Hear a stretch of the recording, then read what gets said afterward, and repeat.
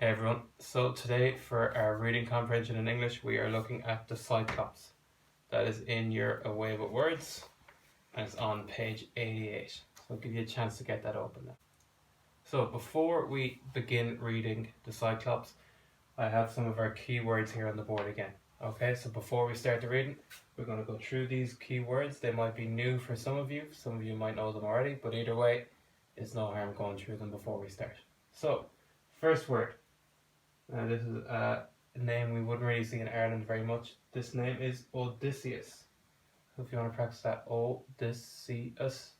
It's a Greek name. Kind of looks like the word Odyssey, but Odysseus. There you go. That's our main character in the story today. Next word, casket. Casket's like another word for a bottle. So you'd often hear of a casket of wine. It's kind of like a bottle that's protected by a kind of layer outside it. So it's like a sturdy bottle. You'd often see people that are traveling great distances carry a casket with them. So a casket of wine, we're going to see that come up in our story too.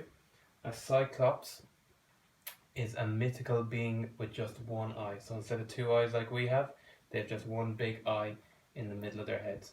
And Cyclops just means round eye. So they've one round eye in the middle. So if you think cycle, that means kind of a circular round.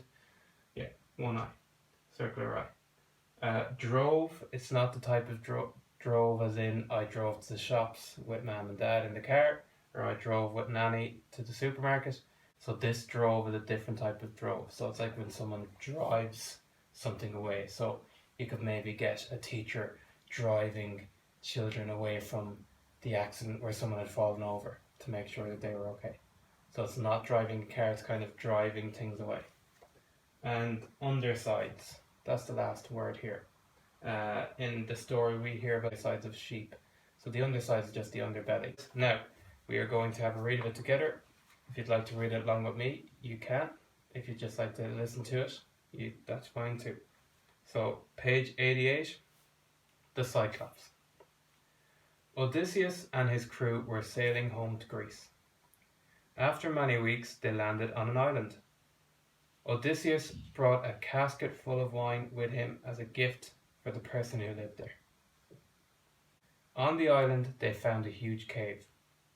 They went inside. Just then, they heard the sound of heavy footsteps coming towards the cave.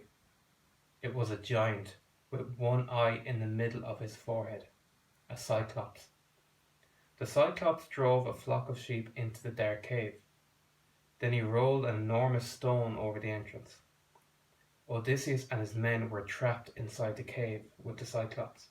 When the Cyclops saw them, he roared, "What are you doing in my cave? You will never leave here alive." The next morning, the Cyclops rolled the stone from the entrance, led his sheep out and rolled the stone back again. So he trapped Odysseus and his travelling crew. Odysseus had to find some way to escape. He searched the cave and found a strong branch. He sharpened one end of it and placed it in a safe hiding place.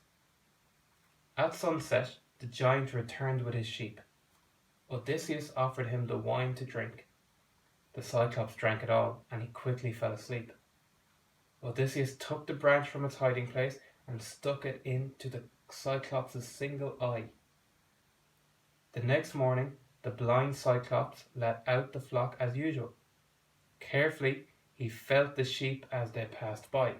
So because he was blind, he couldn't see, he had to feel the sheep to make sure that these travellers weren't escaping the cave.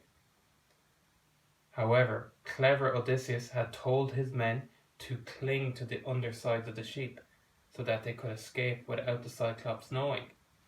Soon they were back in their ship, out of danger. So a bit of clever thinking there helped Odysseus and his crew escape the real danger that the Cyclops had brought to their situation. Now, I think that's a nice story.